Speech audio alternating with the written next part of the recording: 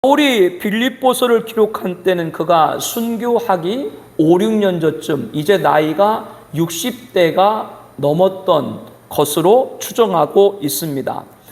당시 바울은 인간적으로 보았을 때 수감이 되어 있는 딱한 형편에서 이 서신을 기록한 겁니다. 그는 예수님을 처음 만난 이후로 복음의 열정에 사로잡혀서 소아시아를 누비며 많은 사람을 전도했고 구원으로 인도했습니다. 그 결과 중요한 도시마다 교회가 세워지고 아주 건강한 성장을 이루게 되었죠. 바울은 부름받은 후 오직 예수, 초지일관 그분을 위해서 자신을 불태웠습니다. 그리하여 기독교가 세계 역사의 중심이 되도록 자리매김하는데 기념비적인 업적을 이뤘고요. 서구 문명사의 물줄기를 바꿔놓았다고 해도 과언이 아닐 정도로 그만큼 독보적인 존재입니다. 성도 여러분, 이 정도면 누구나 자기의 화려한 업적에 도취되든지 안주되든지 아니면 여유를 갖고 속도를 좀 늦출 수 있지 않겠습니까? 그런데 놀랍게도 본문에 나오는 바울의 말을 들으면 이와 정반대의 자세를 취하고 있는 것을 알 수가 있습니다. 형제들아, 나는 아직 내가 잡은 줄로 여기지 아니하고 오직 한 일, 즉 뒤에 있는 것은 잃어버리고 앞에 있는 것을 잡으려고 표대를 향하여 그리스도 예수 안에서 하나님이 위에서 부르신 부름의 상을 위하여 달려가노라. 참 놀라운 말씀이죠. 요약을 한다면 나는 아직 목표에 이르지 못했다라고 하는 겁니다. 그래서 뒤돌아보지 아니하고 내가 지난날 어떤 일을 많이 이뤘어도 그것 내가 보지 않고 지금도 여전히 나는 앞을 향해 힘껏 달려가겠다라고 하는 것입니다. 다른 사람도 아닌 바울, 일생 동안 오직 주님을 위해서 불살랐던 바울이 이런 말을 했다고 하는 것은 우리에게 굉장한 도전을 주고 있죠. 표대를 향해 달려간다. 그러면 그 표대가 무엇인가? 내가 그리스도 예수께 잡힌 바 된 그것을 잡으려고 달려가노라. 예수께 잡힌 바 된 것, 그것이 표대입니다. 예수님께 구원 얻고 예수님께 구원 받고 그 예수님께 붙잡힌 받은 것, 이것이 표대고, 그렇기 때문에 그 오직 한 가지, 이것은 두 가지가 아니라 하나, 오직 그 하나, 그 예수님께 붙잡히는 것, 그 하나를 위해서 앞에 있는 것, 즉 달려간다. 표대의 의미는 이렇게 예수님에게 잡힌 바 된 것이 바로 표대고 그 한 가지를 위해서 앞에 있는 일 달려간다. 즉 오직 예수에게 붙잡힌 그 예수를 위해서 내 일생을 살겠다. 이게 바울이 가졌던 인생의 목표입니다. 우리가 잘 아는 바와 같이 바울은 예루살렘에 있는 예수 믿는 사람들을 혹독하게 핍박하고 미워했죠. 그것도 모자라가지고 다른 나라까지 원정을 가서 그들을 결박하고 공문을 받아서 시리아 다메섹으로 갔었습니다. 그런데 갑자기 도상에서 예수님이 나타나서 그를 사로잡았죠. 바울이 예수님을 찾은 것이 아니라 예수님이 그를 붙잡았죠. 이게 표대예요. 예수님이 나를 붙잡은 것이 뭐요? 그게 표대다, 그 말입니다. 내 인생의 가장 첫 번째 증거다, 그거예요. 여러분에게 표대가 뭐라고요? 예수님께 붙잡힌 받은 것, 구원받은 것이 여러분의 표대다, 그 말이에요. 그래서 예수님에게 잡히자마자 예수님은 바울의 주인이 되었고 그는 예수님의 종이 되었죠. 처음에는 어리둥절해가지고 바울도 왜 내가 예수님께 붙잡힌 받았는지, 이게 웬일인지, 눈도 못 뜨고 땅에 엎드려져가지고 왜 내가 이렇게 비참해야 되는지 당황했을지도 모릅니다. 그러나 예수님이 왜 갑자기 붙들어 손에 꽉 쥐셨는지를 알고 난부터는 말로 다 할 수 없는 감격이 그에게 솟구쳐 오르기 시작을 했죠.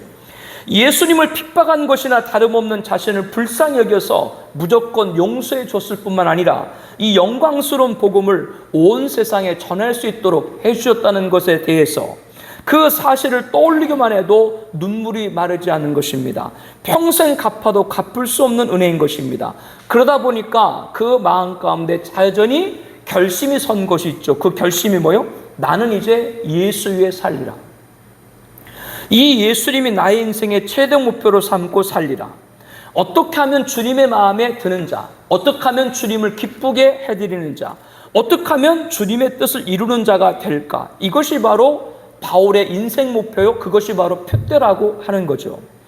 이러한 목표를 정한 다음 그는 예수님을 더 알기 원했고 예수님처럼 살기를 원했고 예수님이 가신 십자가의 길을 따라가기를 원했습니다. 빌립보서 3장 10절 11절에 내가 그리스도와 그의 부활의 권능과 그 고난의 참여함을 알고자 하여 그의 죽으심을 본받아 어떻게 해서든지 죽은 자 가운데서 부활에 이르려노라. 간단하게 얘기하면 예수님처럼 욕먹고 예수님처럼 매맞고 예수님처럼 멸시당하고 예수님처럼 굶주림 당하는 걸 이거를 자청했다. 왜 그 고난을 자청했어요? 예수님처럼 되고 싶어서입니다. 그분이 가신 길을 가고 싶어서입니다. 바울은 예수님이 죽으신 십자가에 자신도 짓고 예수님이 부활하신 그 부활의 능력에 자신도 능력을 입고 체험하기를 원한 것이죠. 어떻게 하든지 예수님이 기뻐하는 사람, 예수님 마음에 드는 사람, 예수님의 닮은 제자가 되는 것, 예수님을 존귀케 하는 것이 바울이 설정한 목표입니다. 바울의 기대, 바울의 목표, 바울의 간절한 소원에 대해서 빌립보서 1장 20절에 이렇게 말합니다. 나의 간절한 기대와 소망을 따라 아무 일에든지 부끄러워하지 아니하고 지금도 전과 같이 온전히 담대하여 살든지 죽든지 내 몸에서 그리스도가 존귀하게 되게 하려 하노라. 살든지 죽든지 자기 몸에서 누구만? 오직 예수 그리스도만이 존귀케 되길 원한다.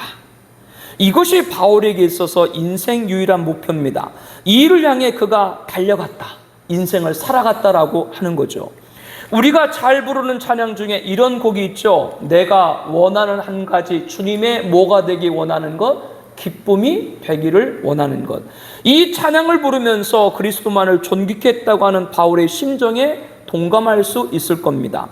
우리에게도 이와 같은 인생 유일무이한 목표가 있는가 생각해 봐야 됩니다. 바울처럼 여러분도 예수님께 붙잡힌 자입니까? 예수님 은혜에 빚진 자입니까?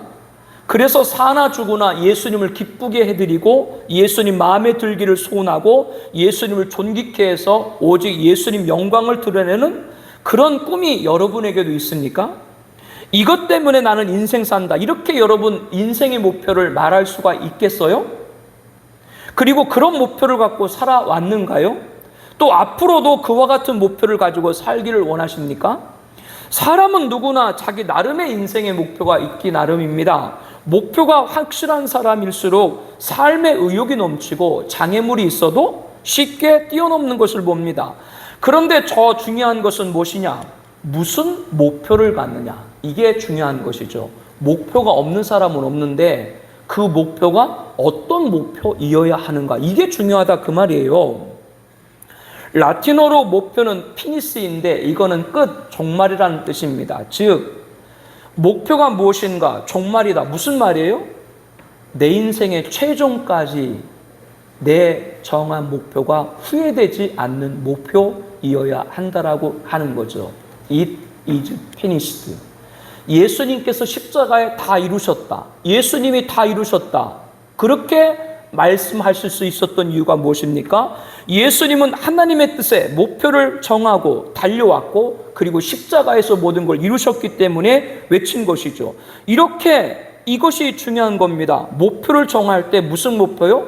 바른 목표를 정해야 된다라고 하는 겁니다. 인생, 내 인생 종말까지 후회하지 않는 목표이어야 한다라고 하는 거죠. 우리가 종말의 마지막에 남게 될 질문이 무엇입니까? 역사가 나를 어떻게 평가할 것인가? 후손이 나를 어떻게 볼 것인가? 이런 질문 또한 다 중요하다고 할 수 있지만 궁극적인 질문이 되지 못합니다. 왜? 시대가 바뀌고 역사가 흐르면 다 그와 같은 것은 먼지 속에 파묻히고 없어져 버릴 것에 불과합니다. 마지막까지 남는 중요한 질문이 무엇인가? 예수님이 나를 어떻게 보시는가? 왜 그렇습니까? 누구든지 예외 없이 마지막에 누구 앞에 서게 돼요? 예수님 앞에 서게 되기 때문에 그렇죠. 그렇기 때문에 그분을 기쁘게 하는 것이 내 인생의 목표가 되어야 한다라고 하는 겁니다. 우리가 다 반드시 그리스도 심판대 앞에 나타나게 되어 각각 선악간에 그 몸으로 행한 것을 따라 받으려 함이라. 그러므로 과연 내가 예수님이 기뻐하는 사람으로 그분 앞에 설 수 있을까? 이것이 내 인생 종말의 질문이 되어야 한다라고 하는 거예요. 왜 그렇습니까? 역사의 승리자는 예수님이기 때문에 그렇죠. 구름에 가려져서 승천하시는 예수님을 바라보는 500의 형제에게 천사들 이렇게 말하죠. 너희들이 하늘로 올려 지신 이 예수는 하늘로 가신 분 그대로 오시리라. 재림주에 의해서 세상은 결국 소멸한다는 것을 알아야 됩니다. 하늘과 땅의 권세를 가진 예수님께서 다시 오셔서 이 세상에 인류가 저지른 모든 죄악을 심판하시고 우리 주와 그의 그리스도의 나라 에덴의 회복인 천년왕국을 세우시고 세세토록 왕으로 통치하셔서 첫 번째 아담이 실패했던 하나님의 창조 영광을 마지막 아담이신 예수님께서 올려드리는 것이죠. 그리고 새하늘과 새 땅 거룩한 성 새 예루살렘 영원한 나라 천국에서 우리는 흠과 티 없는 거룩한 백성으로 입성하게 될 것입니다. 주님께서 영원히 다스리게 될 것입니다. 이처럼 마지막으로 남는 분은 누구세요? 예수님이에요. 예수님이 마지막까지 승리자세요. 그러므로 우리가 마지막으로 만날 분도 누구예요? 예수님인 거예요. 그러므로 우리가 어떤 존재가 되느냐, 우리 인생을 평가하는 기준이 되는데 누구 앞에 서는 걸? 예수님 앞에 서는 걸 놓고 기준이 될 때 말이죠.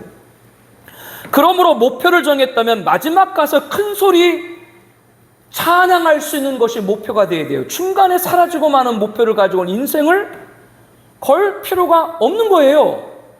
성도 여러분, 이와 같은 목표를 갖고 계십니까? 바울은 바로 이런 목표를 표대로 정하고 달려가노라. 우리는 현실 생활에서 여러 가지 계획과 목표를 세우고 있습니다. 가정과 행복 참으로 중요한 목표죠. 건강 역시 중요합니다. 열심히 일을 해서 돈을 버는 것도 중요합니다. 돈을 모으되 하나님 나라와 선한 일을 위해 사는 것 참 좋은 것이죠. 가능하면 성공하는 것도 좋습니다. 우리가 살면서 여러 가지도 즐겨야 되지 않겠습니까? 취미 생활을 통해서 인생의 풍요로움을 갖는 것, 그것도 나쁜 것이 아니죠.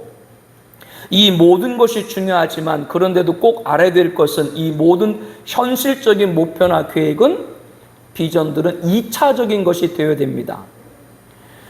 예수님 마음에 드는 사람으로서 예수님을 기쁘게 하고 예수님 길을 따라가는 그의 제자가 되어야 된다는 최종적인 목표를 갖고 있다면 나의 현실적인 계획과 목표와 비전은 2차적이 되어야 된다. 이것에 관해서 좀 거부를 가질 수가 있는데요. 제가 여러분에게 말씀드리고 싶은 것은 예수님을 위해서 자기 꿈을 접어야지 예수 믿는다고 하면서 여전히 자기 꿈을 가지고 사는 것은 있을 수 없다. 그런 식으로 극단적으로 얘기하는 건 성경적이 아닙니다. 이 세상 살면서 자기 꿈이 있는 거예요. 자기가 펼쳐보고 싶은 것도 있는 거예요. 그러나 자기의 꿈이 예수님의 꿈과 귀결되기를 축복합니다. 그렇기 때문에 나의 현실의 꿈과 목표와 계획은 2차적이 된다. 그렇게 여러분에게 설명을 드리는 거예요. 사랑하는 성도 여러분에게도 이런 은혜와 이런 도전이 있기를 축복합니다.